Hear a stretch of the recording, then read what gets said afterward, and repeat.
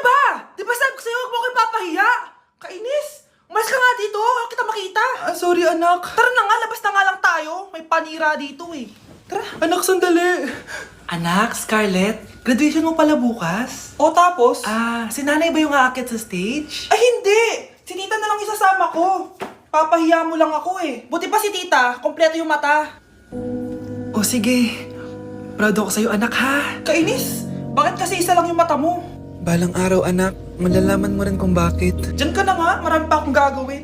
Ano bang ginagawa natin sa hospital, tita? Sumama ka na lang Scarlett, may kailangan ka malaman. Scarlett?